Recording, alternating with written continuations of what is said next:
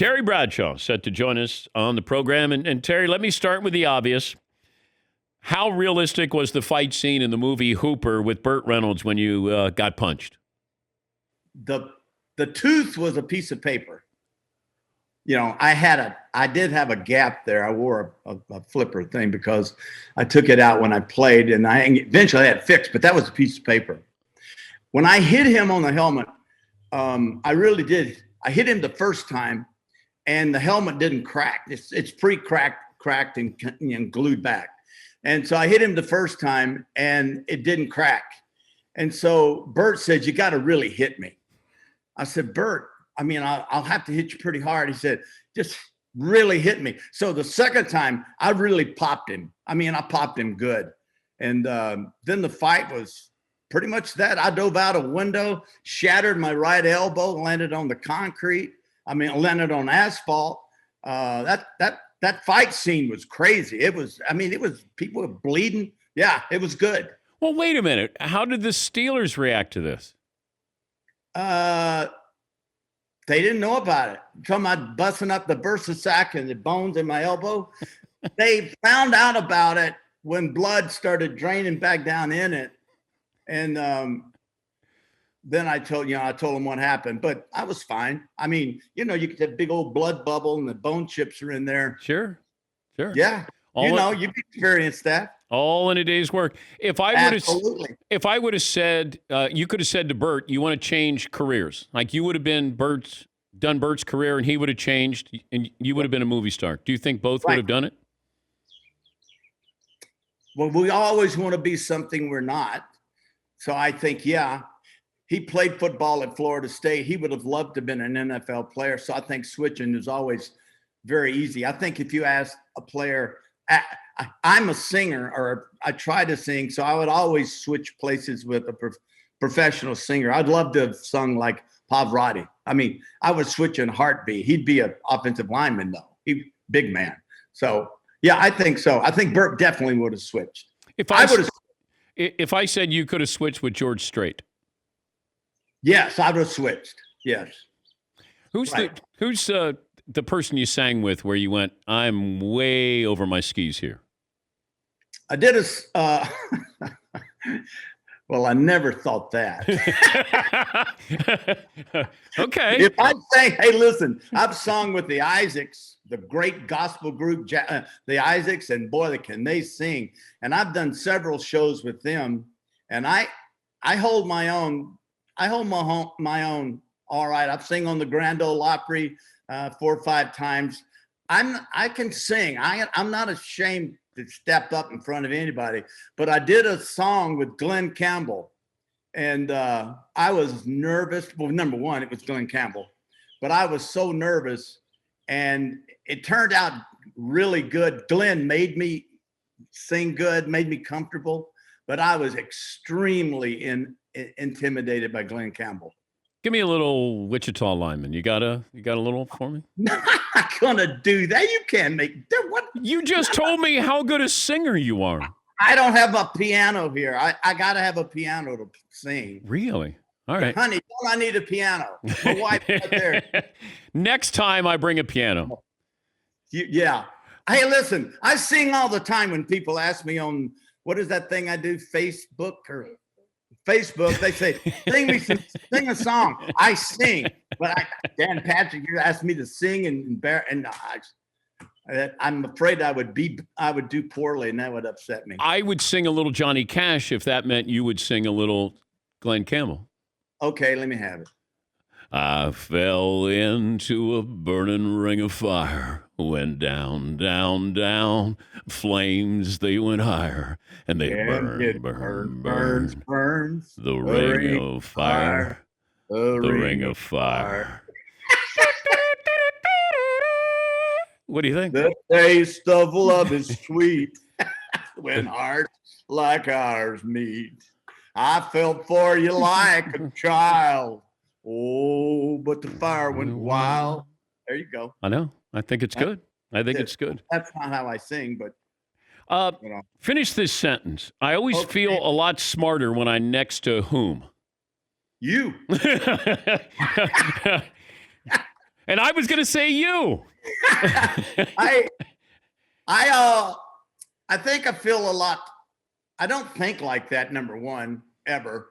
But when I'm around people that think they know football, reporters or, guys like you that know the game, but you really don't know how the game is structured and why you do this or that. Not that I would ever laugh, or nothing's ever said that makes me laugh at being interviewed by someone like Dan Patrick. But that they're doing their best, and they know enough to have a conversation, but they don't really know football, but nor should they. I mean, you just can't. You can't possibly know it. But I never think I'm smarter than that guy, because normally that's not the case. But when did you embrace this persona? Because you didn't come into the NFL like this, I don't think, did you? No. I talked to Tony Dungy, and he said, Terry is good at playing dumb. He's not. But you had to embrace this personality at some point. I did. You fight it, and you find out early in your career that that's a battle you're not going to win, arguing with writers or pouting and not doing interviews. And so I learned really early, the best way for me to get along with you, Dan, when you criticize me, is to like you even more, because you're doing your job and having an opinion. And I'm not saying you've done that. I'm just using an example. But when I started to embrace it, I found that it diffused the situation. And I'm a funny guy. I like to have fun, except when I played. I wasn't giggling and laughing or cutting jokes in the huddle. But I just found out that life's a lot easier if people finally realize they can't hurt you. And then you say I'm dumb. Yeah. Hey, let's go with it. I don't have a problem. Got a PE degree, barely graduated, but I graduated. It's all good. I act crazy, so I act a little nuts, and I like that. I am what I am. And so I will never apologize for that. Do you want me to act like Tom Brady? I would be bored tears if I acted like that. You want me to be like Joe Montana? These are people I love and respect. Not love, but I respect. No, I'm not going to do that. Peyton Manning, I'm not going to do that. That is not me. You have to be true to yourself, and people will like you for it or they won't. And I found that humor and accepting the dumb image was the best way. It was the safe way. It was the easy way for me. Where are the rings? The rings are at Louisiana Tech in a plastic trophy case, right? So players that come through Tech will see my jersey and the rings and the Hall of Fame jacket, and they'll realize that they can come to Louisiana Tech, and that too could happen to you. So I donated them to the university. You can start a team with any quarterback aside from yourself. All time. Roger Staubach. Love Roger Staubach. He's underrated, Terry. Oh, he's just amazing. Amazing. We talk about Brady and all he's accomplished, and I have nothing but great things to say. But for my money, I'm going with Staubach. You're doing Frito-Lay with a bunch of star Legends. Yeah, you got some big names in there. It is. They're doing this one commercial. It's going to come on right before the coin toss, and it's Bettis and I are reenacting the Immaculate Reception, and I crash into the chips and everything on the table, and we have Joe Montana and Jerry Rice. Troy Aikman pops in on it. It's pretty crazy, but it's fun. Frito-Lay is a great company. I've been doing stuff with them for a number of years. And I also would add to that, they're owned by PepsiCo, so have a Pepsi while you're doing it. How's that? But it's not the Immaculate Reception, though, Terry. Oh, it isn't? What is it? Well, I thought the pass had something to do with it as well. Oh, in the commercial you're talking about. Oh, well, no. I'm arguing. Oh, no. I'm arguing. I was giving you real life credit. Right. Someone had to throw that thing. I mean, you got to avoid getting sacked. You got to gun it down there about 30 yards. You got to make sure the other guy hits it with his chest.